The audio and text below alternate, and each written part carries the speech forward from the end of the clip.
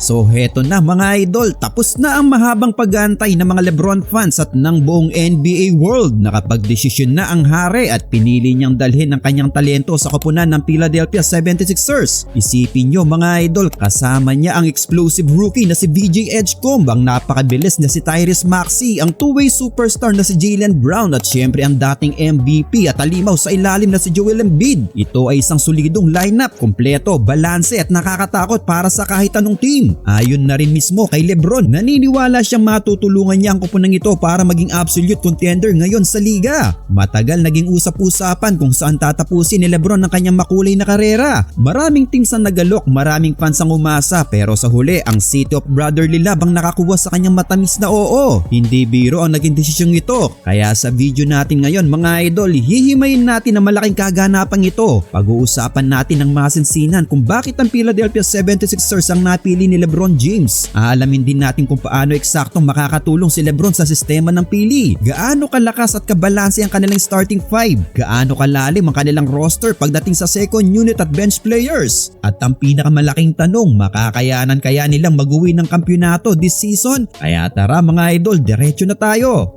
Well, umpisahan natin sa isang tanong mga idol, bakit ang Philadelphia 76ers ang napili ni LeBron James? Sa dami ng koponan sa NBA, bakit nga ba sa pili napadpad ang hari? May ilang malalaking rason kung bakit ito ang perpektong destinasyon para kay LeBron sa yugtong ito ng kanyang karera mga idol. Una sa lahat ay ang presensya ng isang tunay at dominanting big man. Sa buong karir ni LeBron nakita natin na nagiging mas epektibo siya kapag may kasama siyang elite na center o power forward na kayang kumuha ng atensyon sa ilalim. Tulad ni na Chris Bosh, Kevin Love at Anthony Davis. Sa pagdating niya sa pili mga idol, makakasama niya si Joel Embiid, isang dating MVP na nag-average na mahigit 30 points per game at may kakayahang magdomina sa loob at labas ng paint. Alam ni LeBron na hindi na niya kayang pasanin ang buong opensa gabi-gabi sa edad niya ngayon. Kailangan niya ng 1A option pagdating sa scoring at si Embiid ang eksaktong sagot dyan mga idol. Pangalawa, nakita ni LeBron ang window opportunity sa Eastern Conference. Kahit na malakas ang mga defending champions at iba pang powerhouse team sa East, alam ng hari na kapag nabuo ang chemistry ng super team na ito, mahihirapan ang sino mang team pagdating sa sheer talent at mismatches.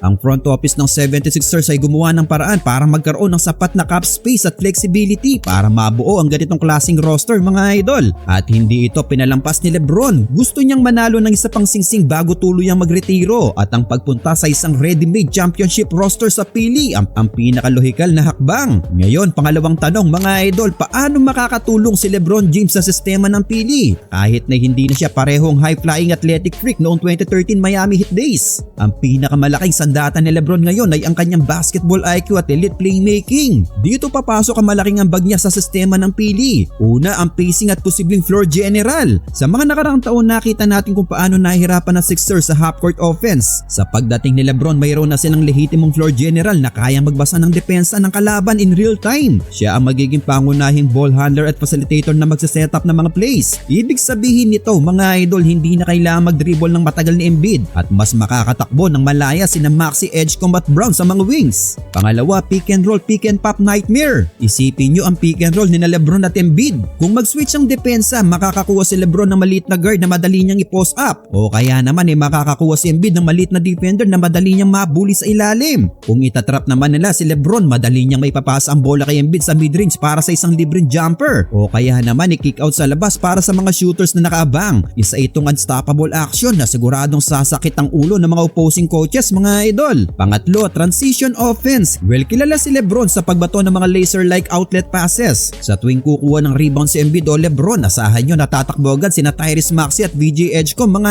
idol. Ang bilis ni Maxey at ang athleticism ni Edgecomb ay mas lalong lilitaw dahil lagi mahanap ni LeBron ang dalawang mabilis na player na ito sa fast break. Ngayon, gaano kalakas at kabalanse ang kanilang starters? Well, ito marahil lang isa sa pinaka nakakatakot na starting five ngayong darating na season mga idol. Hatiin natin at timayin ang factual na detalye at skill set ng bawat isa. Point guard position, Tyrese Maxey. Si Maxey ay isa sa pinakamabilis at pinaka-dynamic na guard sa liga ngayon. Base sa stats noong 2025-2026 season kapag kasama niya si Joel Embiid, nag-average si Maxey ng humigit kumulang 28.5 points at 7.5 assists per game na may napakataas na efficiency. Hindi lang siya basta mabilis, napakahusay na rin niyang pumukol ng tres mga idol.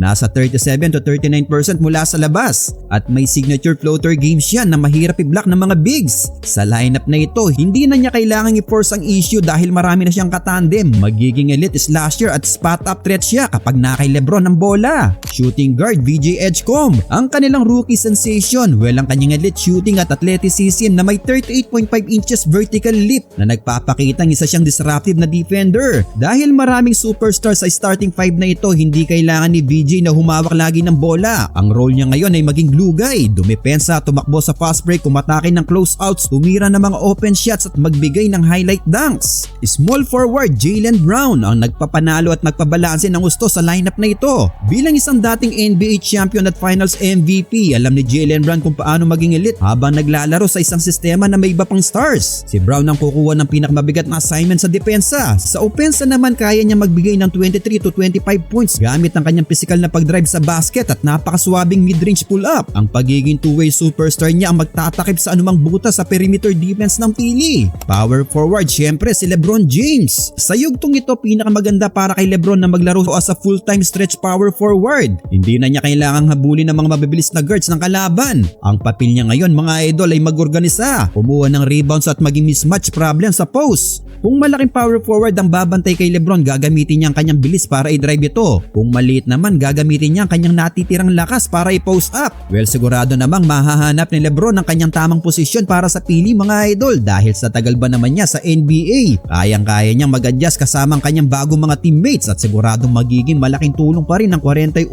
anyos na si LeBron James. At syempre, ang kanilang center position si Joel Embiid. Well, si Embiid ang anchor ng buong kupunan mga idol. Pagdating sa gravity sa court, walang kapantay si Embiid. Kailangan laging may dalawang tao na nagbabantay sa kanya sa low post na magbubukas ng napakaraming libreng tres para kina Maxey, Brown at Edgecombe. Sa depensa naman, ang kanyang presensya sa paint ay sapat na para magdalawang isip ang mga guards na umatake sa rim. Ang balanse ng starting five na ito ay perpekto. Mayroon silang elite na shooting Maxey, Brown, Embiid, elite na playmaking LeBron, Maxey, elite athleticism Edgecombe at Brown, at dominating interior presence ni Embiid. Wala kang pwedeng iwanang bukas dahil lahat sila ay kayang umiscore. Pero ang malaking tanong ngayon mga idol, gaano kalalim ang depth at sino ang mga bench players nila? Well, sa NBA alam natin na ang regular season ay isang mahaba at nakakapagod na 82 games grind. Kahit gaano kalakas ang starting five mo, kailangan mo ng maasahang bench para hindi ma-burnout ang mga between mo. Lalo na sina LeBron na may edad na at si Joel Embiid na prone sa injury. Dito papasok ang panibagong lalim ng roster ng Philadelphia mga idol. Eto, at pasukin na natin ang posibleng second unit nila. Una na dyan si Anthony Simons. Si Simons ang magiging leader ng second unit. Sa kahit anong ibang team, starter si Simons mga idol, pero sa pili siya ang gaganap ng luxury 6-man. Kapag umupo si Maxey o LeBron, kay Simons mapupunta ang bola. May elite 3-point shooting at isolation scoring siya. Ibig sabihin, hindi babagsak ang produksyon ng opensa ng Sixers kahit nakaupo ang mga superstars. Kayang-kaya niya mag-iwan ng 15 to 20 points off the bench. Pangalawa, si Dean Wade sa power forward spot off the bench. Si Dean Wade ang pinaka-fit sa sistema. Si Wade ay isang lehitimong 3-and-D forward. Dahil magaling pumukol ng tres si Wade, nagbibigay siya ng espasyo sa loob kapag nagdadrive ang mga guards. Hindi siya humihingi ng bola, nakatayo lang sa labas para magantay ng mga pass o dumipensa sa mga malalaking forwards ng kalaban.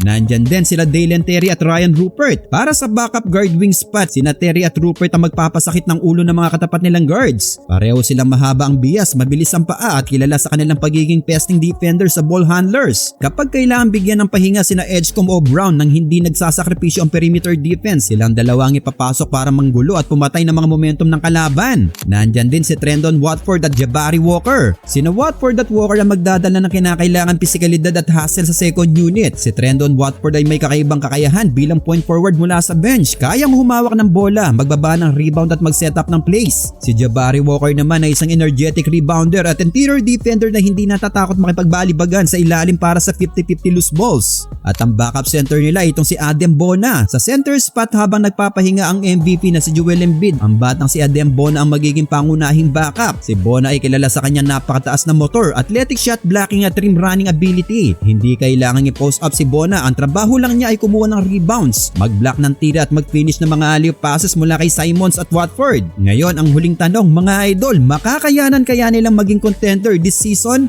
Well, ang maikling sagot dyan mga idol ay isang malaking oo. Sa totoo lang, kung titingnan mo ang talent level, isa sila sa magiging heavy favorites para mag-win ng Larry O'Brien Trophy. Mayroon silang perpektong balanse ng veteranong pamumuno ni Lebron, prime superstars Embiid, Brown at Maxey, at mayroon silang kabataang enerhiya. Ang playmaking, scoring at defense ay nasa pinakamataas na level. Pero syempre tulad ng ibang super teams, ang pinakamalaking kalaban nila ay ang kalusugan at chemistry. Kailangan maging maingat ni Coach Nick Nurse sa pag-manage ng minuto ng kanyang mga bituin mga idol, lalo na kina Embiid at Lebron. Kailangan din nilang siguraduhin na mabilis mag-gel ang ego at playing styles ng bawat isa. Pero kung makakapasok ang kupunan ito sa playoffs ng 100% healthy, napakahirap isipin kung sinong team sa East o maging sa West mga idol ang makakapigil sa pick and roll ni Lebron at Embiid habang nag-aabang sa labas sina Maxey, Brown at Edgecombe. Ito na marahil ang pinakamataas na tsansa ng pili na mabasag ang sumpa ng second round at tuluyang makabalik sa tuktok ng NBA. At ito na rin marahil ang huling malaking pagkakataon ni LeBron James na makapag-uwi ng kanyang ikalimang kampyonato. Well, kayo mga idol, ano ang masasabi nyo sa pagpili ni LeBron James na maglaro sa Philadelphia 76ers?